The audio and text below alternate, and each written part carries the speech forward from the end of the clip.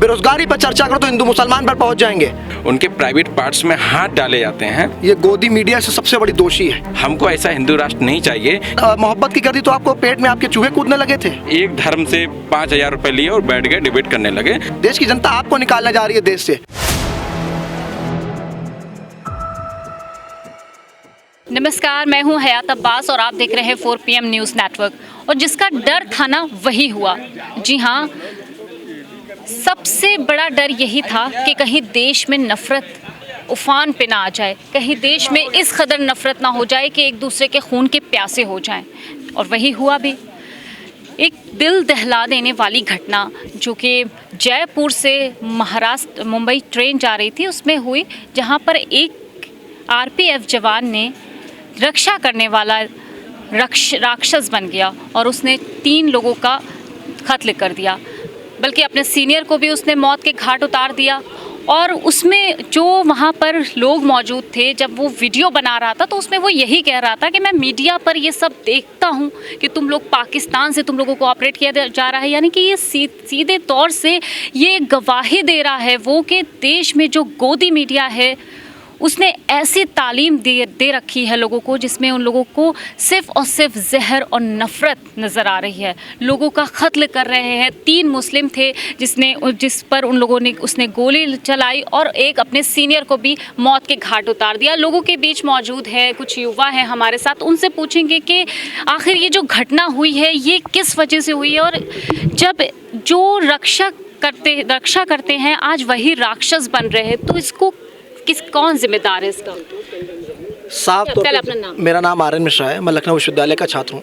साफ तौर से गोदी मीडिया, मोदी सरकार इसकी जिम्मेदार है। 2014 से जब से इनकी सरकार बनी है, जो नफ़रत का माहौल आम जनता के बीच पैदा किया, 24 घंटे हिंदू मुसलमान पे बात करना, मंदिर मस्जिद पे बात करना, भारत पाकिस्तान पे बात करना, ये नतीजा आपके सामने है कि एक RPF का कांस्टेबल जिसकी ड्यूटी होती है कि रक्षा करना, वो 3-4 लोगों की हत्या करता है ट्रेन में। तो जयपुर से मुंबई जा रही थी ट्रेन, उसमें हत्या करता है। उसके बाद वो कहता है, उसी वीडियो में कहता है कि मैं 24 घंटे देखता हूँ मीडिया में, मेरे अंदर ये ऐसी इमेज बनाई गई है। मतलब आर्यन, साफ तौर पे ये कहा जा रहा है, इसमें वो खुद भी बोल रहा है कि उसको मीडिया ने इस तरह से बना दिया कि वो लोगों की जान लेने पे आमादा हो। गोदी मीडिया को जागना होगा। ये गोदी मीडिया से सबसे बड़ी दोषी है। तो 24 घंटे मोदी करती है, भारत पाकिस्तान करती है, मंदिर मस्जिद करती है, जो नफ़रत फैलाती है। जो एजेंडा इनका चल रहा है ना कि कहते हैं हिंदू राष्ट्र बनाएंगे। अरे आप कैसे बनाओगे? ये एकता का देश है, भाईचारे का देश है, यहाँ सब साथ मिलकर रहेंगे। आप कैसे बनाओगे? आप नफ़रत फैला रहे हो। और राहुल जी ने अगर बात मोहब्बत की कर दी तो आपको पेट में आपके चूहे कूदने लगे थे। ये देश मोहब्बत से चलेगा। कोई भी चीज़ किसी को हरा सकती तो मोहब्बत हरा सकती है। अच्छा, क्या लगता है कि कल की घटना, जो इतनी बड़ी घटना हुई है, इससे क्या लगता है कि देश में कहीं ना कहीं अब नफरत का ये जो जहर था वो घुल चुका है पूरी तरह से? ऐसा है। मेरा नाम वीरेंद्र है, मैं हिंदी साहित्य का विद्यार्थी हूँ। ये कोई पहली घटना नहीं है। जिस तरीके से आप भारत को देख रहे हैं और अनेक राज्यों को मिल करके एक भारत का निर्माण हो रहा है, लेकिन जिस तरीके से आप देख रहे हैं आजकल, जैसे मणिपुर में आप देख लीजिए, हमारी बहनों के साथ में किस तरीके से दुर्व्यवहार किया गया कि आज के भारत में और किसी तमाम स्त्रियों को नग्नता उनको नग्न कर करके और मतलब दिन के उजाले में उनको बीच रास्ते पर भीड़ के साथ घुमाया जाता है, उनके प्राइवेट पार्ट्स में हाथ डाले जाते हैं। ये किस तरीके, कौन से भारत की आप निर्माण की बात करते हैं कि अखंड भारत हम बनाएंगे? कौन से भारत के निर्माण की बात कर रहे हैं आप? यही भारत है क्या? यही हिंदू राष्ट्र चाहिए हमको ऐसा हिंदू राष्ट्र नहीं चाहिए जिसमें हमारी बहनों के साथ में अत्याचार किया जा रहा है, रेप किए जा रहे हैं, गैंगरेप किए जा रहे हैं रास्ते में। मतलब दिन की तो छोड़िए, मतलब आप कहा जाए तो कहीं स्त्रियां जो है सुरक्षित नहीं है। दूसरी बात, जैसे कल की आप घटना बता रहे हैं, तो ये पहली घटना नहीं है। जैसे कि कहा जा सकता है जो मीडिया इसका सबसे बड़ा दोषी है, और मीडिया के साथ साथ जो लोग मीडिया में बैठ रहे हैं, जैसे डिबेट करते हैं, मैं उनको कहूँगा कि जैसे बिके हुए लोग कहेंगे, इसे एक धर्म से 5,000 रुपये लिए और बैठ गए डिबेट करने लगे। वो हिंदू पे कटाक्ष कर रहा है, वो मुस्लिम पे कटाक्ष कर रहा है। दोनों में जो आपसी भिड़ंत है उसको देखते हुए जो उनको तो कुछ प्रभाव पड़ नहीं रहा, क्योंकि वो एक पूंजीपति समाज से आते हैं, उनके अंदर इतना पैसा है, अच्छी पावर, अच्छी पोस्ट पर बैठे हुए हैं। लेकिन हम ये देखते हैं कि जो वो बोल रहे हैं वो समाज पर, जो छात्र हैं, जो नौजवान हैं, जो एक ग्रेजुएशन में विश्वविद्यालय में प्रवेश करता है, चाहे वो पीजी में प्रवेश कर रहा है, वो उसको सुन रहा है, वो अपने अंदर क्या सोच पा रहा है। तो ये सबसे बड़ी मुख्य बात यह है कि जो मीडिया में आजकल दिखाया जा रहा है, मीडिया में किसी किसान को मरते हुए नहीं दिखाया जाता, किसी छात्र को कमरे में, जो एक छात्र बेचारा 2 साल 3 साल तैयारी करते हुए सुसाइड कर लेता है, उसको नहीं दिखाया जाता। कोई मजदूर रिक्शे पे सोते सोते मर जाता है, किसी साइकिल वाले को, किसी को बेचारा कोई जो उस पर सोते हैं, डिवाइडर पर सो जाते हैं लोग, और उस पर जो है एक्सीडेंट कर दिया जाता है, तो उसको नहीं दिखाया जाता है। मीडिया आजकल जो है वो बिकी हुई मीडिया है। मीडिया 2 प्रकार की होती है, एक लोकरंजन और लोक कल्याण। तो लोकरंजन आज मीडिया हो गई है, लोक कल्याण के लिए मीडिया नहीं है। क्योंकि सबसे बड़ी बात है, मीडिया भारत का इस लोकतंत्र का चौथा स्तंभ कहा जाता है, लेकिन आज वो चौथा स्तंभ में कहीं गिनती भी नहीं है, क्योंकि वो समाज की बात नहीं दिखा रहा, वो सिर्फ अपनी टीआरपी चाहता है। जैसे आप हैं, चलो आप आए इस मुद्दे बात कर रहे हैं, कहीं ना कहीं आप भी टीआरपी चाहती हैं कि कोई ना कोई ऐसा बोले भड़काऊ, आप भी 4 बार उसको दिखाएंगे। लेकिन ऐसा नहीं होना चाहिए, जो सत्य बात है उसको सत्य कहने में कोई बुराई नहीं होना चाहिए। नहीं सर, मैं तो सच दिखाऊंगी, और मैं ये जानना चाहती हूँ, जिस तरह से 3 मुसलमानों को लगातार उसने गोली मारी है, मुसलमानों को, लेकिन वो तो बात यही कर रहा है ना कि मैं देख रहा हूँ कि तुम लोगों को पाकिस्तान से ऑपरेट करा जा रहा है। सर मेरी बात तो सुनिए। हाँ बिल्कुल, मैं बात कर रही हूँ, तो क्या ये हिंदू मुसलमान के नाम पर इस तरह से बांटना, अब मुसलमानों के लिए रहना भारत में मुश्किल हो गया है? मैं आपकी बात का जवाब दे रहा हूँ। 2024 नज़दीक है, देश की जनता गोदी मीडिया को, देश की भारतीय जनता पार्टी की सरकार को जवाब देने जा रही है। अब नफरत की बाजार नहीं चलेगी, अब मोहब्बत की दुकान खुलेगी। जितना आप कह रहे हैं नफरत की बाजार नहीं चलेगी, जिस तरह से ये लोगों के मन में इतना नफरत भर गई है कि उसने मुसलमान देखकर उनका नाम पूछकर उनको मार दिया है, तो क्या लगता है किस हद तक के बढ़ गई है? जो कल तक की रक्षा करते थे आज वही हम और आप नहीं, गोदी मीडिया है जो पैसा लेकर दिन भर गोदी मोदी मोदी करता है। मोदी सरकार है, मंत्री विधायक हैं भारतीय जनता पार्टी के, जो दिन भर से उनसे अगर महंगाई पर चर्चा करो तो पाकिस्तान पहुंच जाएंगे, बेरोजगारी पर चर्चा करो तो हिंदू मुसलमान पर पहुंच जाएंगे, उनसे शिक्षा पे बात करो तो मंदिर मस्जिद पे आ जाएंगे। अरे इस देश का युवा पढ़ा लिखा है, शिक्षित है, विश्वविद्यालय के छात्र हैं। हम महंगाई पे बात करेंगे, बेरोजगारी पे बात करेंगे, छात्रों के दमन पे बात करेंगे, किसानों के और अत्याचार पे बात करेंगे। आप मणिपुर के बेशरम मुख्यमंत्री, मैं कह रहा हूँ, मणिपुर के जो मुख्यमंत्री वो बेशरम हो चुके हैं। वो कह रहे हैं ऐसी एक घटना नहीं 100 घटनाएं सामने हैं, लेकिन उसके बावजूद भी देश की मीडिया और देश की सरकार उस पर चर्चा करना नहीं चाहती। और जो विपक्ष के लोग अगर सदन में चर्चा करना चाहते हैं तो उनको निलंबित कर दिया जाता है।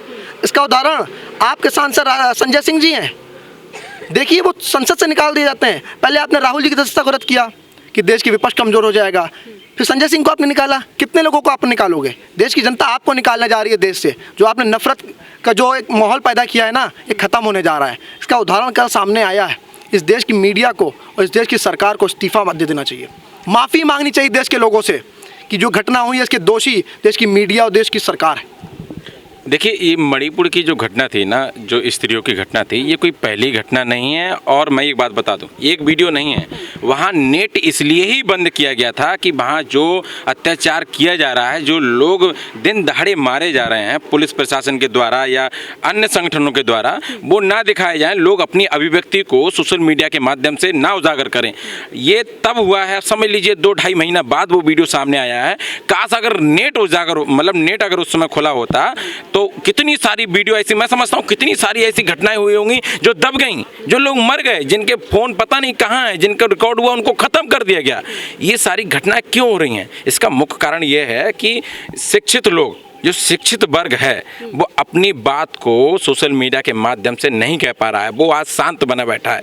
ये मुख्य कारण है। उन लोगों को सामने आना चाहिए अपने सोशल मीडिया के माध्यम से, यूट्यूब के माध्यम से, आप जैसे लोगों के चैनल के माध्यम से खुले मुखर तौर पर के अपनी बात रखें, जिससे कि जो नया युवा वर्ग है, मेन चीज़ है कि युवा वर्ग को हम कैसे राष्ट्र निर्माण में और समाज कल्याण के हित में कैसे उसको कार्य कर पाएँ, लेकिन वो नहीं हो पा रहा है। उसको ब्रेन बॉस जैसे कहा जाए, जैसे यहीं पर अगर मैं एक बात कोटेशन यहाँ पर रखना चाहूँगा, जैसे अब एक आरपीएफ के जवान ने मारी, वो एक हिंदू था।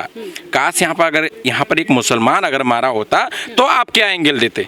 तब अब तक तो आप पता नहीं कौन कौन से कितनी आतंकियों के संगठन के साथ उसको जोड़ दिया गया होता, और पता नहीं कितनी धाराओं में उठा करके उसके रिश्तेदार, उसके दोस्त, उसके परिवार वाले सब अब तक उठा लिए होते, सब तक जेल चले गए होते। लेकिन नहीं, मैं यहाँ पर ये बात कहना चाहूँगा कि कोई भी जो घृणित कृत्य करता है उसकी कोई जाति धर्म नहीं होती है। वो एक मानसिक रूप से प्रताड़ित भी हो सकता है, क्या पता उसके जो ऑफिस रहा हो वहाँ पर किसी लोगों ने उसको प्रताड़ित किया हो, या उसके दोस्त आने में या किसी माहौल में उसको प्रताड़ित किया गया हो जिससे उसने ऐसी घटना का अंजाम दिया। कि हो सकता है ना कहीं पर उसको ऐसा हुआ होगा ना, तभी तो उसके जहन में ये सवाल आया कि जिसने मतलब एक देखो, पहली बात तो यह है कि किसी विचारधारा को आप किसी पर थोप नहीं सकते। मेरी विचारधारा कुछ और हो सकती है, आपकी विचारधारा कुछ और हो सकती है। लेकिन उसने गोली चलाने से के बाद तो ये कहा ना कि इस तरह से हम हर वक्त मीडिया पर देखते हैं। सही बात है ना, इसमें गलत क्या है? जैसे आप देख लीजिए ना, मतलब कहा जाए तो जैसे मीडिया वाले जो लोग हैं ना, एंकर, आप उनका इतिहास उठा के देखिए, किसी का पति कोई से विभाग में बड़ा अधिकारी बना बैठा है, कोई अध्यक्ष बना बैठा है, कोई कंपनी का ओनर है, कोई कुछ है, इनको तोहफा दिया जा रहा है ना, मीडिया को तोहफा दिया जाता है। आप जो है सत्ता की जितना ज़्यादा आप उनकी बड़ाई करेंगे, चाटुकारिता करेंगे, उनको तोहफा दिया जाता है, उनको इनाम दिया जाता है। अब तमाम इतने जर्नलिस्ट हुए, आप देख लीजिए ना, अगर कोई मुखर से बोलता है, कोई सच को दिखाता है, तुरंत उसको, रवीश कुमार को देख लीजिए ना, मैं तो सबसे बड़ा जो है पत्रकार, अगर कोई किसी को ईमानदार पत्रकार को मानता हूँ। हमें लगता है कि मोदी जी ने शायद इसी नए भारत की बात की थी कि जिसमें महिलाओं को नंगवश किया जाएगा, जिसमें ऐसे आरपीएफ के कांस्टेबल जो सुरक्षा करने आते हैं वो हत्या करेंगे, जिसमें किसानों पर अत्याचार होगा, छात्रों का दमन होगा, बेरोजगारी बढ़ेगी, उस पर आप बात नहीं करेंगे, जो नेता उसके खिलाफ बोलेगा उस पर सीबीआई ईडी का डर दिखा के उसको सदन से निलंबित कर दिया जाएगा। ये मोदी जी का नया भारत है, इसमें मोदी जी की गलती नहीं है। उन्होंने कहा था नए भारत का निर्माण करेंगे, ये गलती हम लोग से हुई कि हम लोग को समझने में दिक्कत है। कोई हम लोग की सोचा था कि नए भारत में छात्रों की रक्षा होगी, छात्रों को अच्छी शिक्षा मिलेगी, किसानों को सही फसल का दाम मिलेगा, लेकिन नहीं, ये इसके विपरीत हुआ। मोदी जी नए भारत की बात करी तो नया भारत ये सामने है। तो मोदी जी तो ये भी कहते हैं कि देश से अपराध खत्म हो गया, और आज जब रक्षा करने वाले खुद ही गोली चलाते हैं, इस तरह से दिन दहाड़े मार देते हैं। आप प्रधानमंत्री छोड़िए, उत्तर प्रदेश के लोकप्रिय मुख्यमंत्री योगी आदित्यनाथ जी कहते हैं कि उत्तर प्रदेश में अपराधी या तो जेल में है तो प्रदेश छोड़ चुके हैं। तो जो अपराध हो रहा था क्या भारतीय जनता पार्टी के कार्यकर्ता है? कौन अपराध कर रहा है? आप खुद ही कहते हो कि अपराधी है तो जेल में है तो प्रदेश छोड़ चुके हैं, तो कौन? एक अपराधी को मारने के चक्कर में आप 3 नए अपराधी पैदा कर रहे हो। ये नया उत्तर प्रदेश की नया भारत है? ऐसा भारत नहीं चाहिए। हमें भाईचारे की बात करनी है, एकता की बात करनी है। गंगा जमुनी तहजीब की धरती पर हम लोग खड़े हैं, हम एक थाली में, हम हिंदू भाई भी निवाला खाएगा, मुसलमान भी निवाला खाएगा।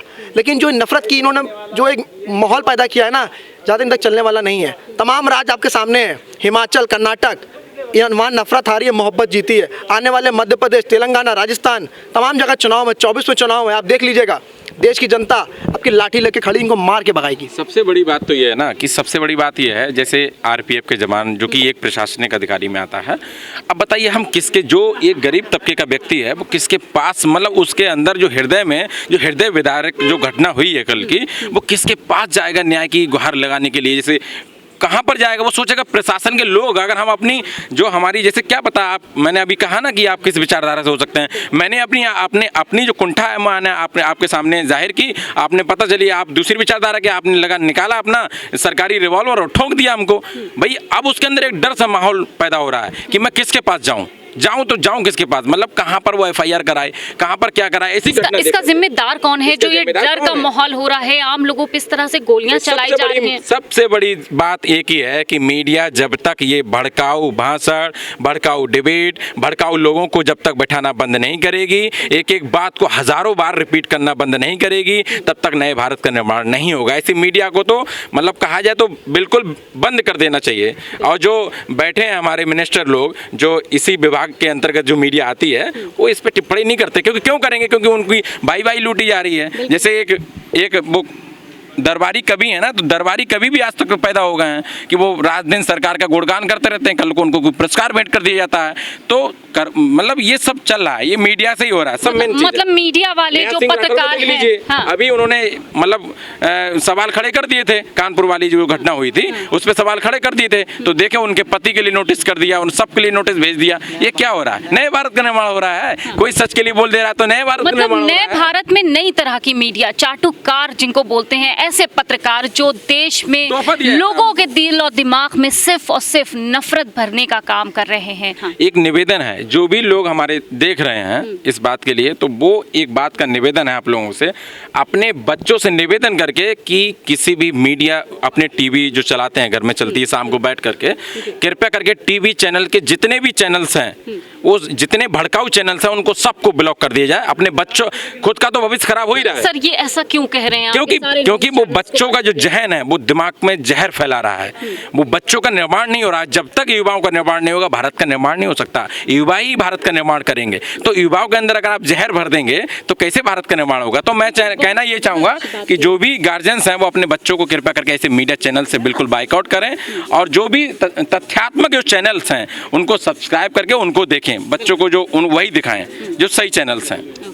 बहुत सही बात सर ने कही कि इस तरह के टीवी चैनल्स को ही देखना छोड़ दे जो जहर भर रहे हैं दिलो दिमाग में, क्योंकि बच्चे वही सीखते हैं जो टीवी चैनल्स पे देखते हैं। लेकिन शर्म की बात है कि ऐसे चाटुकार पत्रकारों के वजह से आज देश में इस तरह की नफरत फैल रही है, जिसको टीवी बंद करने के लिए पहले कहा जाता था बच्चों से कि न्यूज़ चैनल्स देखें, लेकिन अब न्यूज़ चैनल्स को बंद करने की सलाह दी जा रही है। शर्म करना चाहिए गोदी मीडिया को, और इस तरह की घटनाओं पर आपको सोचना चाहिए, आपको विचार करना चाहिए कि आपको क्या करना है। देश में नफरत फैलानी है या मोहब्बत फैलानी है, ये फैसला आपको करना है। कैमरा पर्सन सत्यनारायण के साथ मैं हयात अब्बास, 4 PM न्यूज़ नेटवर्क।